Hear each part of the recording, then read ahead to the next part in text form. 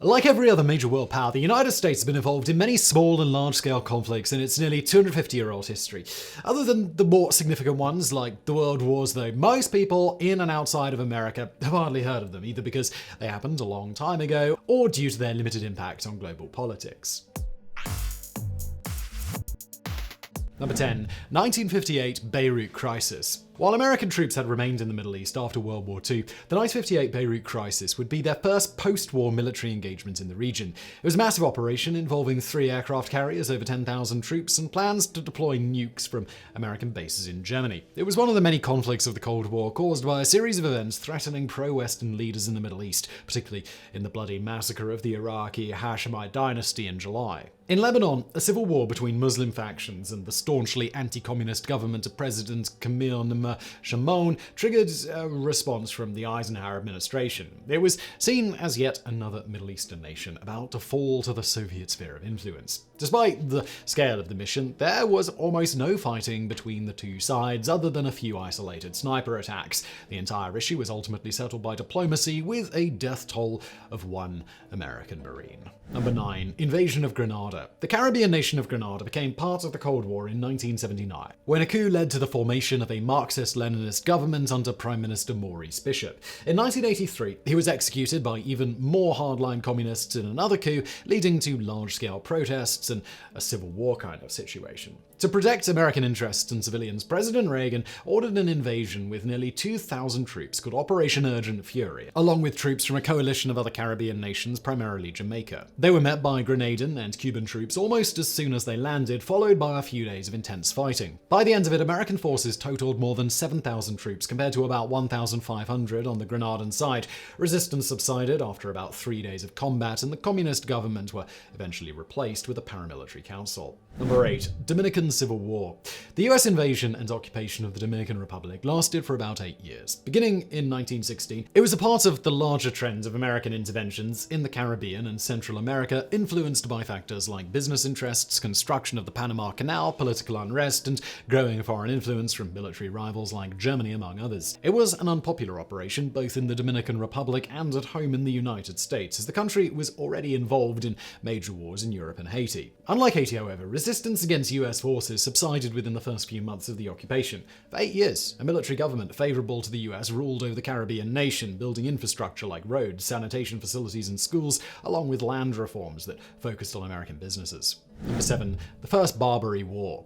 By the turn of the 19th century, piracy had emerged as a major problem for international ships passing through the Mediterranean Sea. Like other European powers, the US government had been paying tribute to the pirate-ruled states of Algiers, Tunis, Morocco, and Tripoli until the election of Thomas Jefferson to the office in 1801. He discontinued the payments, which was immediately followed by a threat of war by the ruler of Tripoli, Yusuf Karamanli. Before he could fully mobilize, though, Jefferson's administration sent a naval squadron to secure the waters. From May 1801 to June 1805, US forces fought one of its first few naval battles as a free nation around Tripoli. The First Barbary War, as it would come to be known, ended with the capture of key forts in Tripoli and a peace treaty favorable to American interests. It would not be the end of piracy in the Mediterranean, however, which continued until at least the 1830s. Number 6. Korean War of 1871.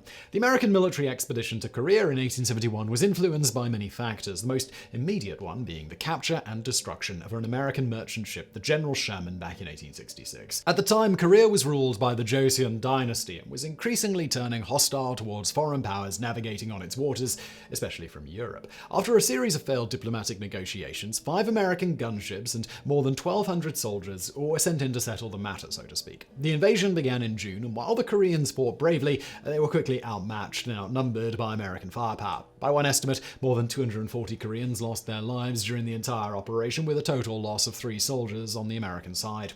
Number 5. Boxer Rebellion. The Boxer Rebellion was one of the largest and bloodiest rebellions in Chinese history, with a total death toll of over 100,000 by even the most conservative estimates. It was an anti-foreign, anti-colonial peasant uprising originating in northern China, explicitly aimed at removing all foreign influence from the country. At its peak in the spring and summer of 1900, the rebels, named after a secret Chinese martial arts society specializing in boxing techniques, controlled vast parts of the countryside, as well as a few quarters in the capital city of Beijing, then called Peking. To protect foreign interests in China, an international coalition of around 19,000 soldiers was sent in, including American forces stationed in the Philippines due to the Spanish-American War of 1898. After weeks of intense fighting, Beijing was finally captured on August 14th, with a formal peace treaty signed in September 1901. Number 4. Invasion of Haiti. The 1915 invasion of Haiti was triggered by many factors. Since its successful slave revolution in 1804, the tiny Caribbean nation had been forced to pay a yearly debt to France, which was financed by further debt from banks in America, Germany, and France. Due to those obligations, Haiti's finances have been controlled by an international consortium of banks since 1910. On top of that, the country was going through a period of instability since another revolution had broken out in 1911, leading to the assassination or deposition of 7 Haitian presidents from 1911 to 1915. The invasion came after the rather brutal public assassination of President Jean-Villebrun-Guillaume Sam in July 1915, triggering a military response from the Woodrow Wilson administration. The US invasion and subsequent occupation of Haiti would last about 2 decades. While the numbers vary, one estimate places Haitian casualties around 15,000. To settle the debt, a large part of the country's financial reserves were moved to banks within America. Number 3. Guatemalan Coup. At the time of the 1954 coup in Guatemala, the Central American nation was caught in the middle of the Cold War. Since the revolution of 1944, democratically elected governments in Guatemala had pursued a policy of land reform and socialization, provoking a reaction from landowners and foreign business interests in the country, particularly the United Fruit Company. In June, CIA-backed mercenaries invaded Guatemala from Honduras, led by Colonel Carlos Garcia Amas. While the invasion itself was a military failure, Guatemalan soldiers, commanded by President Jacobo Arbenz, are intimidated by the supposed size of the invasion and refuse to fight. Arbenz resigned on June the 27th, and with power now firmly in the hands of Castillo Amas, he went on to reverse or nullify most reforms of the past few years. The events of 1954 triggered a long and bloody civil war within Guatemala, eventually leading to the massacre of over 200,000 civilians. Number 2. Philippine-American War. When the Philippine-American War started in 1899, the country was already in the middle of a series of rebellions against other European powers, most recently Spain. Philippines was ceded to America after the Spanish defeat in the Spanish-American War of 1898, though the treaty wasn't ratified by the US Senate before February 1899. By that time, fighting had erupted between American forces and groups of nationalist Filipinos across the Philippines, resulting in heavy losses for the rebels commanded by Emilio Aguinaldo. Due to the casualties, the rebels were forced to shift to a more guerrilla style of warfare in November of the same year. It was a brutal conflict, with instances of torture and summary executions on both sides. While American forces emerged victorious by the end of it in 1902, intermittent fighting between rebel groups and US forces continued for many years after the conflict. All in all, around 4,200 American and 20,000 Filipino combatants lost their lives, with an added loss of over 200,000 civilians due to massacres, famine, and disease. Number 1. Somalia Intervention.